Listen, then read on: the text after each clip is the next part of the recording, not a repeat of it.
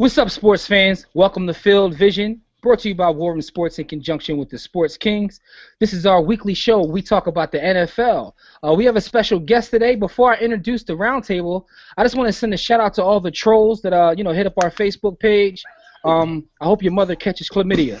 With that being said, at the roundtable, we got my brother B. Austin. What's going on, B. Austin?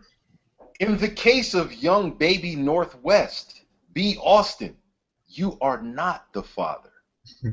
Dev, what's going on, Dev? All right, that's what's up. Frank, what's up, Frank? You know, I was going to be mad that I was missing the first game of the World Series to do this podcast here, but nobody cares about baseball anyways. This is true. We have a special guest this week.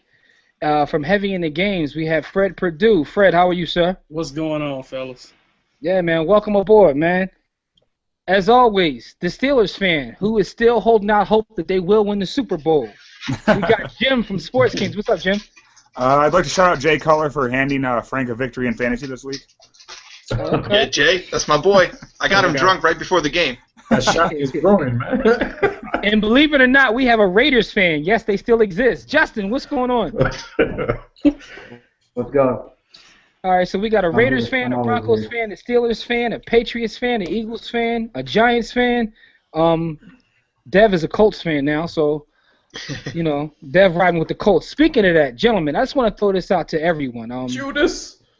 Let's talk about the Colts. The Colts beat my beloved Broncos, but the Colts have also beat the 49ers. They've beaten the Seahawks. And some believe that, those are the top three teams in the entire league.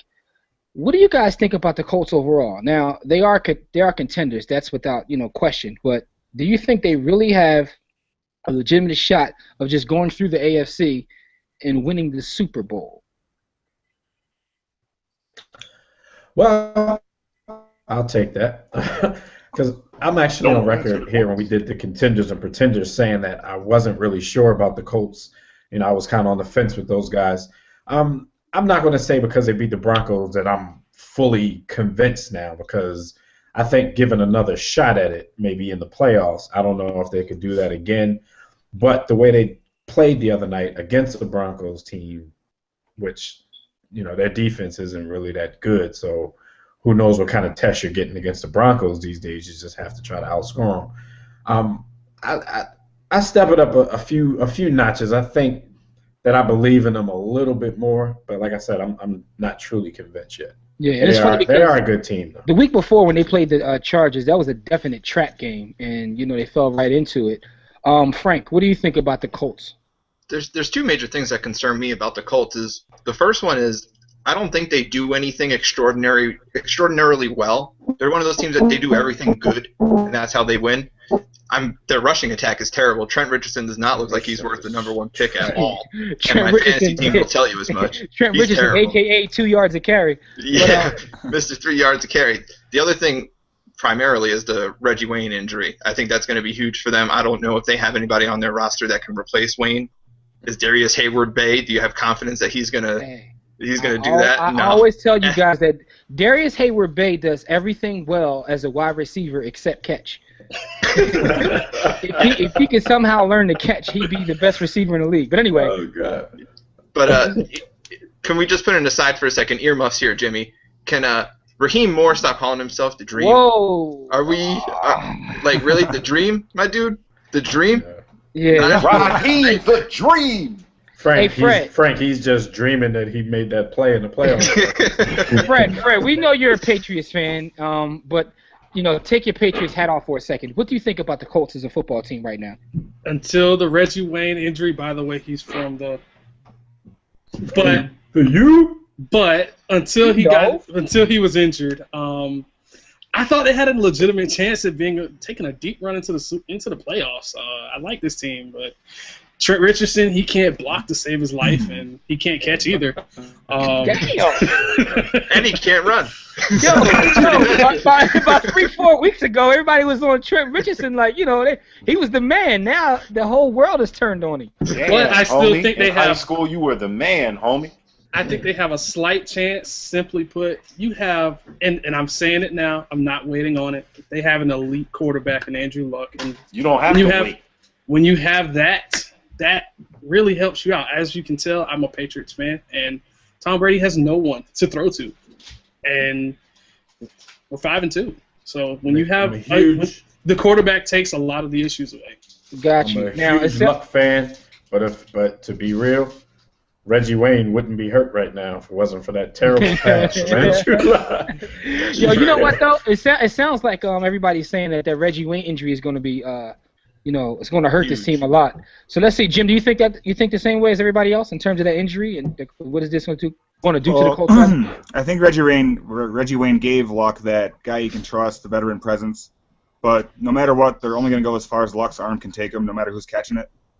And it's so tough. I see with the Colts a team that can rise to the occasion against tougher competition, but they will be susceptible to trap games. They'll play to the competition of who they're playing, and that's going to hurt them. Okay, got you. Justin, what's your opinion? The playoffs Justin? should be good. Yeah, that's a good thing about that. Justin, what's your opinion as I look at that terrible Raider sticker behind you? Oh, God. What is your opinion of the Colts, though? Well, I would call them contenders. I'm going to stick with it. I like them. The Reggie Wayne injury does concern me, but don't be surprised if they go out. You know how crazy Jim Irsay is. There's a couple of receivers that might be available before we head into next week. So. Yo, he doesn't have any more picks, though. No, Justin Black, round pick for him. That's true. Okay. You can get Justin Blackman. I wouldn't doubt it with Irsay, seriously. He could trade Trent Richardson for Justin Black. He could trade Trent Richardson. Send him packing. B. Austin, we didn't get your opinion. What do you think about the Colts? No. And do you think the injury is as big as everybody else thinks? While you're joking about that Trent Richardson move, Donald Brown gets the ball a lot because they've recognized that Trent is he's got a learning curve. The injury is big. You've got a wide receiver, as you like to say, who does everything well but catch the ball. So that's a challenge. And on the other side, you've got what I see as a potential star, but I think he's going to have to grow into that. So, again, it's going to be based on who are you talking about on the other side? You said on the other side. Hilton. T.Y. Hilton. Oh, T.Y. Goodbye. Okay. T.Y. Goodbye. Okay. Yeah. I think that he's has star potential. I think he can work into growing into his athleticism and talent with skill, learning how to run routes, learning how to get separation, learning how to sit down in holes, pause, facing zones, and become a great slot, become a great slot receiver to match that speed on the outside. But that's going to take time. So I guess, I don't know, man. I see them as a great pretender. All right, now let's talk about some wide receivers, and we're going to stay right here with the Colts. I saw Dev talk about this earlier in the week. I just want to put it out there, and everybody give me your answer. I'll start with you, Dev, because it was your question. Marvin Harrison or Reggie Wayne, who had a better career with the Colts? I'd have to say Marvin Harrison. The further away he gets from the game, people tend to forget. They definitely forget. I always kind of looked at Marvin. Probably later on in his career, I kind of looked at him as a one-dimensional receiver, but he was a really good route runner. He had hands. He didn't want to take any hits, but, Reggie Wayne. Really he caught 143 passes in one season. Yeah, he holds a single-season record, which is that's 20 more receptions than the next person on the list. After he left, before he left, Reggie had started to come into his own. And he's a great receiver in his own right, but if we're just going to go all-time Colts, I have to say Marvin. Okay, how about you, Frank? That's tough. You know what else makes people forget is once you get indicted after your career's over, people forget real quick. They want to forget. Yeah. I'd also have to go with Harrison. I think Reggie Wayne obviously benefited from having Marvin around him most of his career, but like you said, he did blossom into that number one receiver after, so it's kind of hard to, fault Reggie Wayne for having Marvin Harrison. It's not his fault. Marvin was there the whole time. That being said, I'd still go Marvin. Okay, now I don't know if I should even ask Fred this question. He's in Florida. He's a huge fan of the U, but let's see if you could be objective here. Who are you taking? It's not even close. It's Marvin Harrison, man. Come on. Okay. Well, all right, cool. Okay. You have the ability to be objective. All right, well, let's see if anybody else will take it. Is anybody going to take Reggie Wayne? Jim? Based on longevity, I'd have to say that I love Reggie Wayne's loyalty, even when they went through a rebuilding phase. The hell, that got to do anything? If you're looking, what's that have to do with it? Exactly. If you're looking statistically, it isn't close. Like there's no way. Okay, all right, got you. You're talking about loyalty. Anyway, Justin. I appreciate that stuff in today's NFL. Okay, I respect that. Justin. I'm on board with everybody else. It's got to be Marvin. Okay. Yeah. When we put this out there on the website earlier, we saw some people did take Reggie Wayne, but of course, the U has a lot of fans, and they're saying it just because he's from the U. It was either that or all those people were there's- like under 25 or something. Well, there's That's not it. a lot of guys that will hang out during a rebuilding phase when they're nearing the end of their career, and he stuck around. So that was good by him. Luckily, that phase only lasted a year. Yeah. You're right. He didn't know that. Seriously, yeah. He didn't know they were going to be 11 and 5. Can I just say the Colts are the luckiest team in the NFL? No, they You go have franchise quarterbacks twice in a row. Fans No, are spoiled, actually man. 3 because outside of possibly getting John Elway, you could have had him.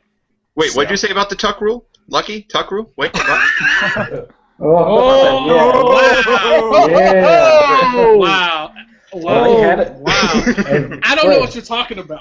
They had another Spygate? big prospect. Who? He never really panned out. But they had Jeff George before Peyton Manning.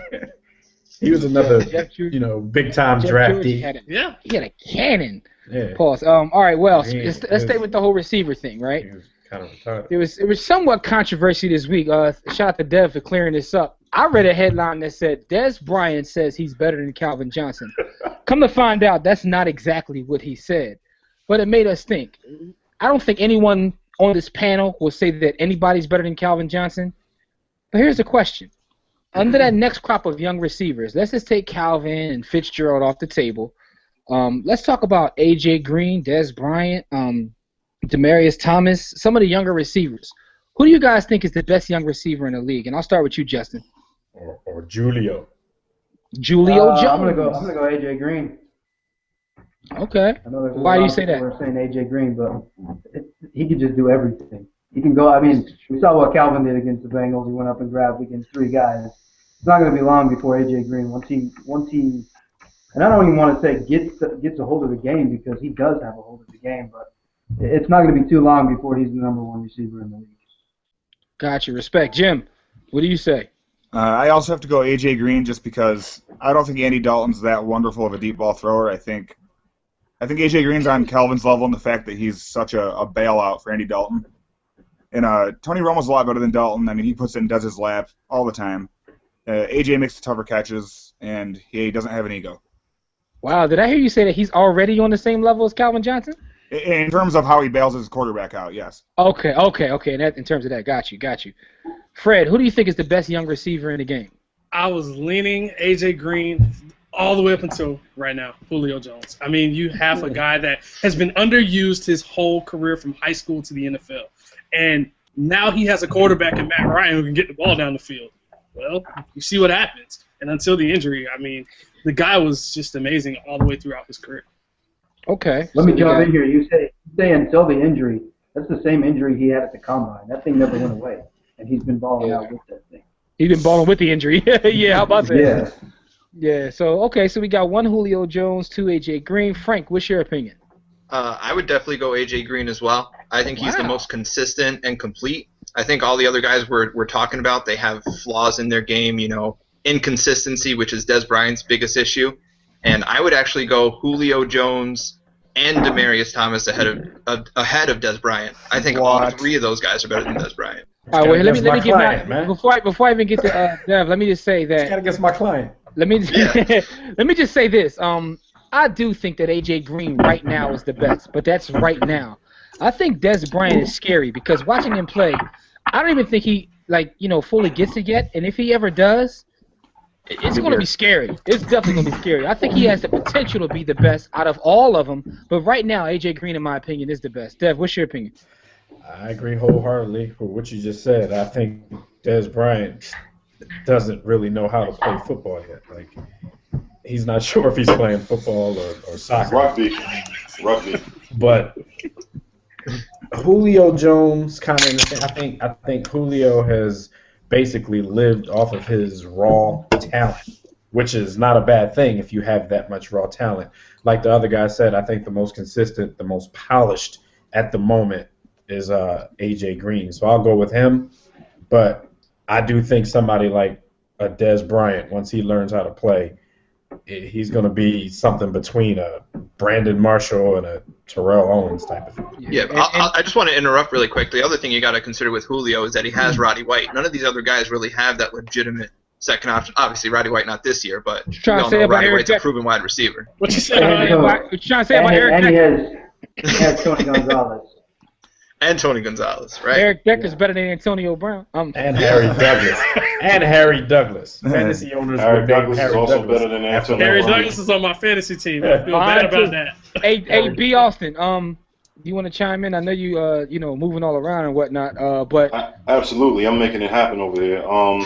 Definitely. Who's the best young receiver? It's to me based on combination of talent, athleticism, skill. It's got to be AJ Green. I hear folks talk about Dez and Julio. I think Dez, obviously, I'm just going to echo your sentiments, Jimmy. As you've heard me say many, many times, Dez is a beast. He doesn't know what he's doing yet, and he's still a beast. He's inconsistent. Julio is even worse, so I don't really know how you can pick Julio because Julio doesn't know what a route is. And can't run routes. Like, he rounds routes off. The good news with Julio is he does have great hands, it would seem. So a combination of hands, size, and speed is what allows him to get separation. But when he's facing a bigger corner with half a brain and the ability to run sort of a bump and run, he can be taken out of the game. I think when you have A.J. Green's skill set, it doesn't matter what type of coverage you throw at him and what type of athlete, the tools are there for him to figure out that coverage and beat it. Did you see what A.J. Green did to Peanut Tillman? He had him doing like pirouettes out there. Like, oh my God. A.J. Green is probably the best route runner in the entire league. And Jimmy, that includes Calvin and all those guys. I mean, A.J. Green. Yeah. That's all about routing. When you got a guy dancing like that, that's not even your speed. That's your ability to make the cuts and make the routes happen. When I saw that, I was like, "Come on, man!" He had the Bears like secondary doing the electric slide. Like, it was out of control. it was definitely out of control. But I mean, I agree with everybody. I mean, for the most part, I knew Fred was going to come with a curveball with Julio Jones. For some reason, he loves the guy. I think there's a relation there, maybe. I don't know. That's his cousin. Yeah, but anyway. Shout out to Deshaun Jackson. Would he still be considered a new? Ever since that Atlanta game, when he got his soul left the earth, he hasn't been the same. No, but seriously, real rap though. Now? No, he's over. You gotta have a quarterback to throw it to him first. You gotta have a quarterback to throw it to him. Honorable mention to Jeremy Maclin. I think when Jeremy is healthy, he's what? A little better than Antonio Brown. Everybody's better than Antonio Brown. All the Steelers slander. There are no facts behind this. You guys just don't pay attention. Jericho Cotchery is the best wide receiver on the Pittsburgh Steelers. Followed by Emmanuel Sanders. All right, but all jokes aside, Hakeem Nicks or Antonio Brown? Hakeem Nicks. Wow. Ruben Randall. Damn. It's not even close.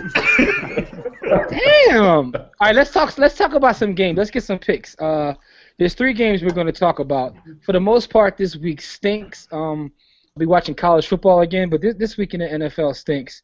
But we're going to talk about 3 games, and some of these games stink too. But I'll start with you, Justin. I think they all Dallas and Detroit. Who you got, Dallas and Detroit?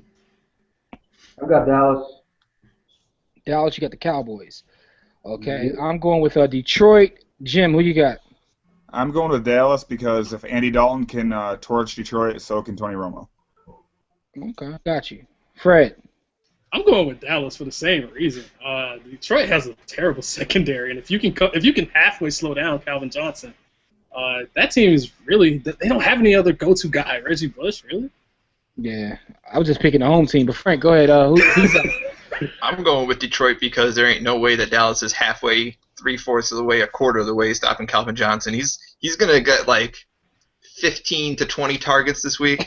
It's gonna be crazy. 50 to 45. I got Detroit. Dev, what you got? Yeah, I think they're going to be on a mission to show Dez that he can't do what Calvin can do. I'm going to take Detroit as well. You know, and this one is kind of pick 'em for me, so I'm going to just go ahead with the home team. That's what I did. That was my logic. Yeah, so I'm going to go with the home team. Okay, cool. B. Austin. And I hate Dallas. Austin, we can't hear you, good brother. Neither team is really good or better than the other, so it's kind of, as you said, it's kind of a toss-up. But I think that finally that Dallas defensive line stops overachieving, and if you give Matt Stafford enough time and enough attempts to Calvin Johnson, good things usually happen because of Calvin Johnson. So yeah, Detroit. Okay, So Detroit. you're going with Calvin Johnson. All right, I'm B. going with Austin. Calvin Johnson. B. Austin, staying with you right now. We got Oakland and Pittsburgh. Who We have cares? Jim and Justin's teams. We know no one cares, but I care, Jim. I who are you care. taking? Jim, we care, Jim. I want to go with the time-tested, battle-scarred Pittsburgh Steelers, but then it kind of dawned on me that this is the first time, I think, in their history that they don't have a running game. And so the Pittsburgh Steelers without a running game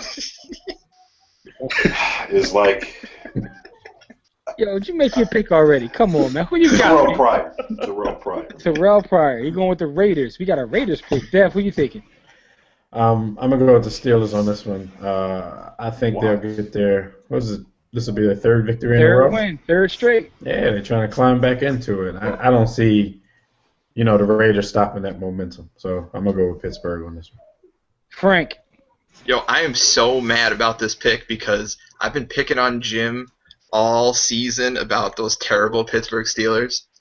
But they have a legitimate chance to win the division, and I'm not even joking. Like, they might actually come back and do this. I got Pittsburgh. That's a sign of how bad the division is. Fred. Who you got? Just simply because the Raiders are bad. I hate the Raiders, and this game is just awful. Give me the Steelers. Give me the Steelers. I don't care. Got you. Jim. Do I even need to ask you? I just want to say I don't think B. Austin watched last week's game when we ran for 150. But One game? You give me a one-game sample? They got their Hall of Fame running back. See, the beginning of the season, Dickerson Sanders. Le'Veon Dickerson Sanders. That's is neither here nor there. I think that, like Fred said, we got a lot of momentum. Dick LeBeau should be able to confuse Terrell Pryor a little bit. I think that'll be enough to get the win. That shouldn't be hard to do. That's a good point. All right, I'm going to go with the Steelers. I think they're going to ride the momentum and get the win. Justin, I saw you said you had a little picture up you was trying to show Jim. What was that picture you had up there? And we're due for a win against them, too, by the way. You said you're due for a win against? Let me remind you. Let me remind you of the last time that we met. Damn. Wow. Yeah. That 3-point win was like your Super Bowl. Hey, 2 games ago, Bruce Gradkowski went in there and whooped your ass. The game before, Richard Seymour knocked Ben Roethlisberger in his vagina. Quit living in the past. This year, the Raiders' defense has not given up any yards over 100 on the ground. They've been stopping the run. So you're saying they can stop Le'Veon Bell? Yes, they will stop Le'Veon Sanders. Le'Veon Dickerson Sanders. All right, so Justin, you're taking the Raiders, right? Yes, sir. He's shitting on the Steelers. All right, you got 2 people taking the Raiders, so let's see what happens. Justin, staying with you, we have the Eagles and the Giants. That photo is hilarious. Tie. I'll pick the Eagles on this one. Okay. I don't like what the Giants are doing. They got lucky last week. Yo. Oh, hold on. Oh, speaking of that, what the hell is Leslie Frazier doing, throwing the ball 58 times with Josh Freeman? Oh my God! And he's not even getting Patterson in the game. Like at least try to get the guy the ball if you're gonna. Can we extend that question? But hold on, we can't wait. Hold on one second, Fred. Let me get. He said he's taking the Eagles. I'm going to take the Eagles as well. Jim, who you got? I got to go Philly. How can't you? Okay. All right, Fred. We're gonna come right back to you about that. But who you have in the Eagles-Giants game? I got to take the Eagles, man. The Giants, they look bad against the Vikings. I mean, can you really see the Giants really handling that up-tempo offense? And can I just say the Eagles will keep scoring Monday. They'll be still scoring by the time. And Eli Manning will throw 4 picks. Damn, Frank, a Giants fan. What do you got to say about that? Yo, the Giants are the only team to actually win a game, and you came out of it thinking, like, that's one of the worst 5 teams in the league after a win. But I don't think Vic's going to play. I know they say he's going to play. So if it's Matt Barkley, I got the Giants. If it's Michael Vick, I got the Eagles. What kind of so you got to make a pick though? You give me caveats. I'm saying if Michael Vick plays, then the Eagles are going to win. If he doesn't play, then the Giants are going to win. Yeah, you copped out of that Dev. Do I need to ask you? Yeah, come on. If it's Matt Barkley, then here we go. We got you. Okay. Wow. I said if it's Matt Barkley, then Temple will beat the Eagles. Wow. I mean, he threw 3 interceptions in like 4 seconds last week. Yeah, but definitely I'm gonna go with Philly. And they were nowhere near his receivers.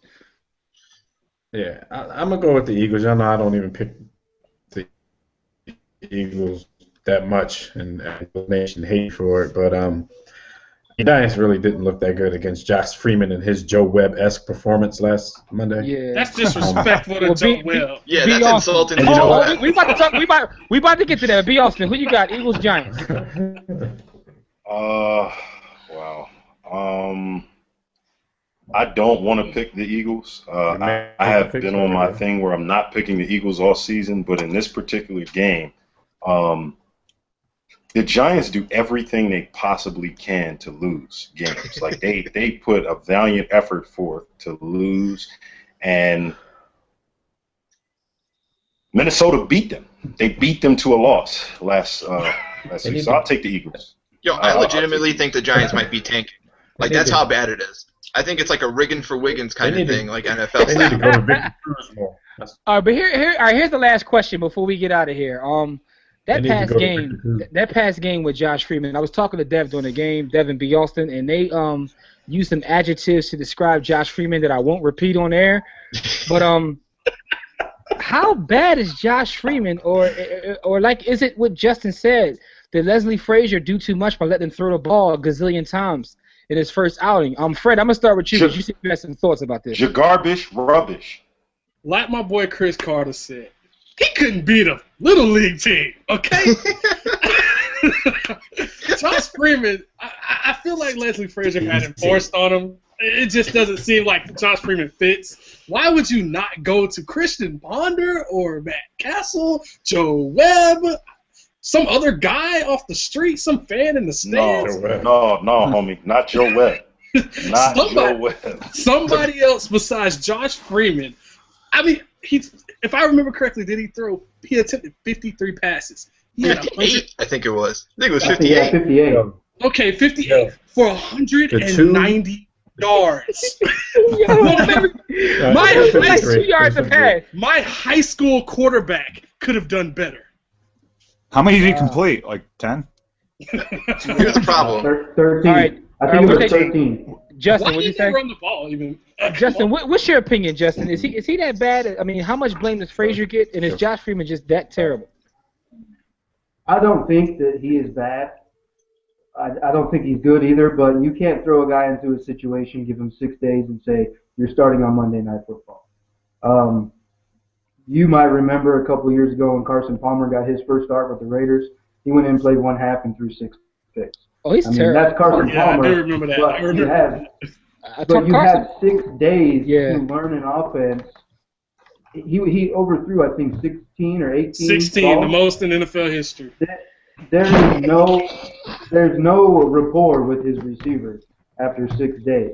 And yet you don't run into Peterson. 2 of them he's signing paperwork and getting ready, and then they walk through on Thursday, well, I guess Friday because it was Monday night.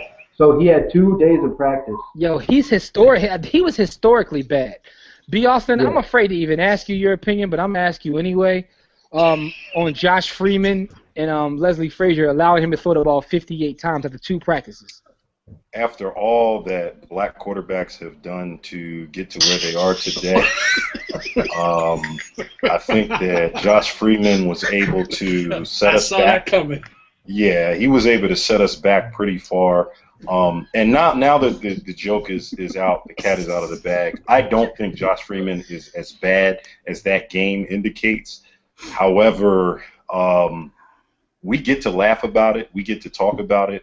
It's really incumbent on Leslie Frazier of his coaching because you don't drop Josh Freeman back 53 times if he's had OTAs, mini camp, and drop any practice. quarterback that fall. Yo, I don't think you drop you're anybody right. back. Yeah, you don't drop any, let alone he literally averaged about 4.2 yards an attempt.